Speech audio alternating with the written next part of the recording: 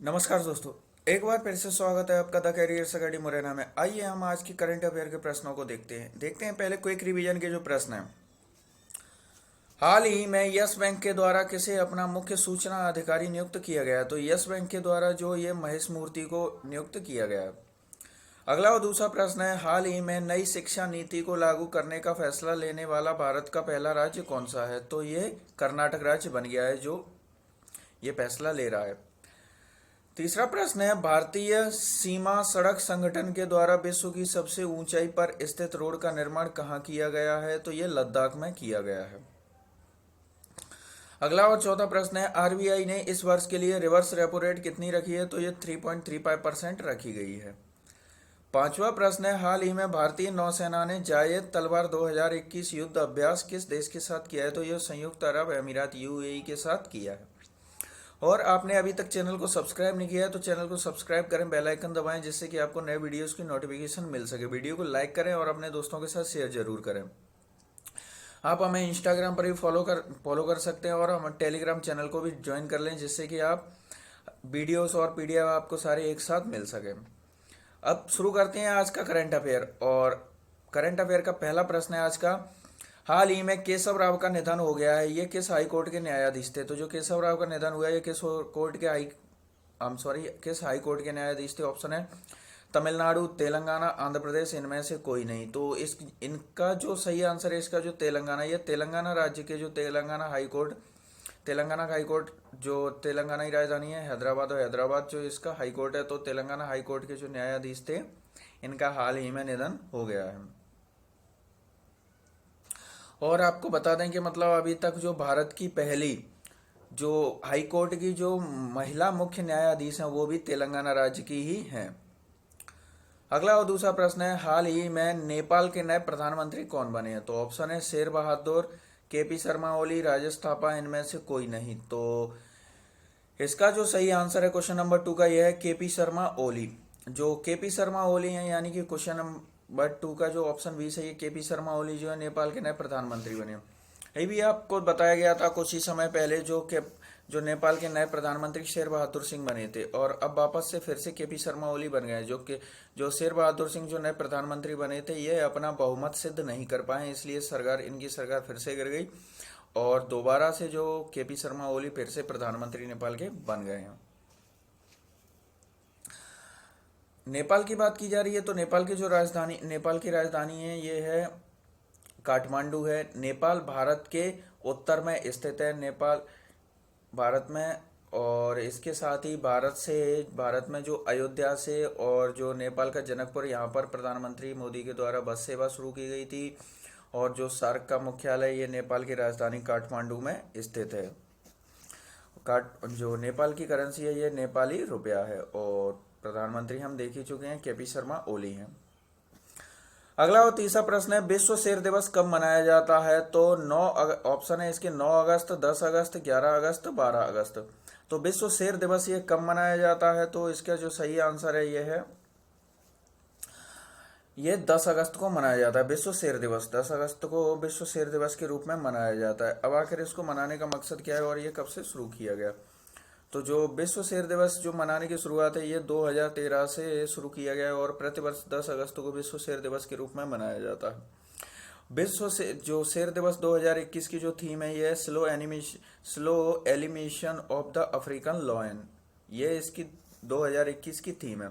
और इसको मनाने का लक्ष्य क्या है? तो जैसे आपने देखा होगा कि विश्व में सर्वाधिक तेजी से इनकी संख्या घटी, शेर और बाघों की। तो इनके शेरों के संरक्षण के प्रति लोगों को जागरूक करने के लिए इस प्रकार का जो है ये विश्व शेर दिवस के रूप में घोषित किया गया है। इनके संरक्षण और इनके शिकार पर रोक लगाने के लिए इसके प्रति लोगों को जागरूक करना, यही इसी मकसद से 2013 से अब तक मनाया जा रहा है। अगला और चौथा प्रश्न है, हाल ही में दुनिया का सबसे ज्यादा बार डाउनलोड होने वाला ऐप बना है। तो दुनिया में जो सबसे ज्यादा बार जो डाउनलोड हुआ है ऐप, ये कौन सा ऐप बन गया? ऑप्शन है फेसबुक, टिकटॉक, ट्विटर, व्हाट्सएप। तो इसका सही आंसर आप लोगों को सबको पता ही होगा, सबने मोस्ट यूज भी किया होगा। इसका जो सही आंसर है ये टिकटॉक। टिकटॉक जो चाइनीज एक कंपनी है जिसने जो हाल ही में दुनिया का सबसे ज़्यादा बार डाउनलोड होने वाला ऐप बन गया है। और आप लोगों को जानकर ये हैरानी होगी कि ये जो इस इसकी जो इतनी जो फर्स्ट रैंकिंग में पहुंचाने के पीछे हम भारतीयों के अलावा दूसरे किसी का हाथ हो भी नहीं सकता है। हम भारतीय लोगों की वजह से ही ऐसा हुआ है। आपने देखा होगा जब कुछ समय पहले बैन होने से पहले टिकटॉक यहाँ पर हमारे यहाँ पर टॉप टॉप लेवल पे चल रहा था, यानी कि दिन भर जिसको देखो टिकटॉक पे ही लगा रहता था। यही वजह है कि कम से कम इसका जो भी है यहाँ पर टिकटॉक जो भारत में कम से कम 50 से 60 करोड़ जो डाउनलोड पर लोगों ने यहाँ डाउनलोड कर दिया था, यानी कि इतने का तो जो रिकॉर्ड है ये तो भारत ने ही अकेले ही बना दिया। यानी लगभग विश्व में जितने देशों में हुआ है उसका लगभग आधा तो भारत ही इनको डाउनलोड इसको कर चुका है। और अगर इसको बैन नहीं किया जाता तो अब तक और भी इसकी हमारे यहाँ पे डाउनलोडिंग बढ़ा दी जाती थी। अगला और पांचवा प्रश्न देखते हैं। हाल ही में किस राज्य ने इनर लाइन परमिट को समाप्त कर दिया है? तो किस राज्य ने इनर लाइन परमिट को समाप्त कर दिया है? तो इसका जो सही ऑप्शन है जम्मू कश्मीर, लद्दाख, मणिपुर और अरुणाचल प्रदेश। तो इनर लाइन परमिट को समाप्त करने वाला जो राज्य बन गया यह केंद्र शासित प्रदेश है। ऑप्शन बी सही है, लद्दाख। यानी क्वेश्चन नंबर 5 का ऑप्शन बी सही है, लद्दाख। लद्दाख के द्वारा जो है ये इनर लाइन परमिट को समाप्त कर दिया है। अब आपके मन में क्वेश्चन आ रहा हो ये आखिर ये इनर लाइन परमिट है क्या चीज? तो आपको बता दें, जैसे कि जो इनर लाइन परमिट जारी करने वाले ये भारत में 4 राज्य हैं। जैसे कि यहाँ पर लद्दाख, पहले जम्मू कश्मीर था, अब जो लद्दाख वाला क्षेत्र अलग हो गया तो लद्दाख, मणिपुर, अरुणाचल प्रदेश, मेघालय। ये जो 4 राज्य हैं जो यही जो इनर लाइन परमिट को जारी करते हैं। अब इसका मकसद क्या होता है? इनर लाइन परमिट से मतलब परमिट है यहाँ पर ये जारी किया जाता है जो बॉर्डर से लगे हुए जो टूरिस्ट प्लेस हैं भारतीय, यहाँ पर जो भारतीय सैलानी जाते हैं या कोई भी विदेशी सैलानी यहाँ घूमने आता है तो इससे पहले इसको परमिशन लेनी होती है भारत सरकार की। जो ये परमिट लेगा यानी कि यहाँ पे हमें जाने के लिए परमिशन लेनी होती है। और यहाँ पर जाने का जो भी परमिशन के बाद यहाँ का जो मैक्सिमम टाइम था अब तक का ये 1 वीक था, यानी कि लगभग 8 दिन का टाइम था। अब इस टाइम को भी बढ़ा दिया गया है और उसके साथ ही इस परमिट को लेना ही समाप्त कर दिया है। अब यानी कि बिना किसी परमिट के और बिना किसी रोक टोक के जो लद्दाख राज्य के द्वारा इनर लाइन परमिट को समाप्त कर दिया है। अब ऐसा किया क्यों गया है?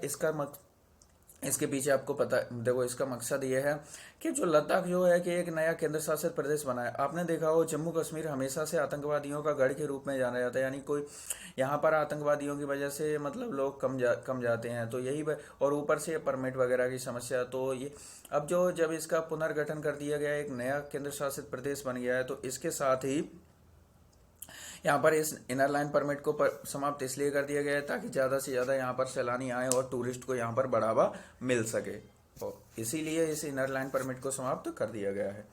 अरुणाचल प्रदेश की बात की जाए तो ये क्षेत्रफल में सबसे बड़ा राज्य बन गया है और यहाँ पर आपको बताया था एक सेंट्रल यूनिवर्सिटी भी सरकार के द्वारा बनाई जा रही है, क्योंकि यहाँ से लगभग कई बच्चे हर साल बाहर पढ़ने जाते थे, तो इसी वजह से यहाँ पर एक यूनिवर्सिटी भी बनाई जा रही है। और जो लद्दाख के जो वर्तमान में उपराज्यपाल हैं ये आर.के. माथुर यानी कि राधा कृष्ण माथुर हैं। जो लद्दाख के उपराज्यपाल हैं और ये लद्दाख के प्रथम उपराज्यपाल भी हैं। लद्दाख में बात की जाए तो लद्दाख में 2 जिले हैं, लेह और कारगिल नाम के 2 जिले बनाए गए हैं जो एक केंद्र शासित प्रदेश है, और लद्दाख में कोई भी विधानसभा नहीं है। अगला और 6वां प्रश्न देखते हैं। हाल ही में किस देश ने पहली बार मानव की बजाय कृत्रिम बुद्धिमत्ता AI प्रणाली को आविष्कार का पेटेंट दिया है? तो ऑप्शन है इसके अमेरिका, दक्षिण अफ्रीका, ब्रिटेन, चीन। तो इसका जो सही आंसर ये दिया गया है दक्षिण अफ्रीका के द्वारा, यानी कि क्वेश्चन नंबर 6 का ऑप्शन बी सही है। दक्षिण अफ्रीका ने जो कृत्रिम बुद्धिमत्ता प्रणाली के आविष्कार को पेटेंट दिया। अब ये क्यों दिया गया है? तो इसने जो किया है यानी कि इस प्रणाली के तहत इंटरलॉक होने पर खाद्य कंटेनरों को रोबोट की मदद से आसानी से पकड़ा और व्यवस्थित किया जा सकता है। यही जो व्यवस्था ये किसी व्यक्ति ने नहीं, ये इस प्रणाली के द्वारा की गई। तो यही ऐसा पहला देश बन गया है दक्षिण अफ्रीका जिसने किसी मानव की बजाय इसी आर्टिफिशियल जो इंटेलिजेंस जो है ये AI जो कृत्रिम बुद्धिमत्ता जो है इसी को आविष्कार का पेटेंट दे दिया है। दक्षिण अफ्रीका की बात की जाए तो ये एक अफ्रीकन कंट्री है, अफ्रीका महाद्वीप के अंतर्गत आती है दक्षिण अफ्रीका। अगला और 7वां प्रश्न देखते हैं। हाल ही में किस देश में मारबर्ग रोग का पहला मामला सामने आया है? तो किस देश में मारबर्ग रोग का पहला मामला सामने आया है? तो ऑप्शन है इथोपिया, गिनी, नाइजर, चाड। तो मारबर्ग रोग का जो पहला मामला सामने ये कहाँ पर आया है? तो इसका जो सही आंसर है यह है गिनी, यानी कि क्वेश्चन नंबर 7 का ऑप्शन जो है बी सही है, गिनी। गिनी में हाल ही में मारबर्ग रोग का पहला मामला सामने आया है। और जिस तरह से देखो ऐसा माना, देखो अभी तक जो कोविड-19 में जो कोरोना वायरस चल रहा है, इसका आज तक हमें अभी तक कंफर्म नहीं हो पाया ये किसने कहाँ से फैला है। शुरू में आपने सुना होगा कि ऐसा माना जाता था कि ये जो चमगादड़ से यानी कि ये फैला है, तो ये मारबर्ग रोग भी ऐसा ही माना जा रहा है, ये भी चमगादड़ के द्वारा ही फैला है। तो ये अभी तक जो ये और देशों में था, लेकिन ये गिनी में इसका जो पहला मामला सामने आया है मारबर्ग रोग। और जो ये भी एक तरह से खतरनाक बीमारी है जिसकी भी हमारे पास कोई वैक्सीन वगैरह नहीं है, तो इसका जो पहला मामला यहाँ पर आया है। अगला और 8वां प्रश्न देखते हैं, हाल ही में किस राज्य सरकार द्वारा ई नगर मोबाइल ऐप लॉन्च किया गया है। तो ई नगर मोबाइल ऐप लॉन्च ये किस सरकार के द्वारा किया गया? ऑप्शन है केरल, गुजरात, उत्तर प्रदेश, महाराष्ट्र। तो इसका जो सही आंसर ये है गुजरात। गुजरात सरकार के द्वारा जो ई नगर मोबाइल ऐप लॉन्च किया गया है, तो यानी क्वेश्चन नंबर 8 का ऑप्शन बी सही है, गुजरात। गुजरात सरकार ने ही इसको लॉन्च किया है। गुजरात की बात की जाए तो गुजरात की जो राजधानी है गांधीनगर है। गुजरात के जो गुजरात जो है ये एशियाई शेरों के लिए प्रसिद्ध है। एशियाई शेरों के लिए यहाँ पर एक नेशनल पार्क है, गिरी नेशनल पार्क, जो एशियाई शेरों के लिए प्रसिद्ध है।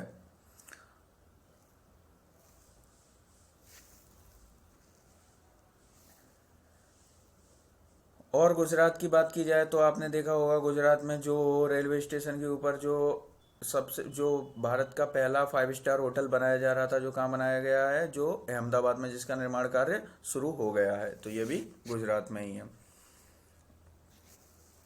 अगला और नौवा प्रश्न देखते हैं, हाल ही में home interior brand home loan के नए जो ब्रांड एम्बेसडर किसे बनाया गया है? तो ये इंटीरियर ब्रांड होम लोन के जो एम्बेसडर ये बनाए गए हैं MS धोनी।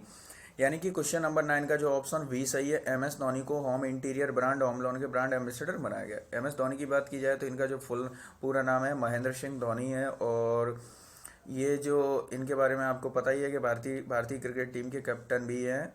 तो इन्हीं को जो है अभी इंटीरियर ब्रांड होम लोन के ब्रांड एम्बेसडर बनाया गया। और इसके साथ ही ये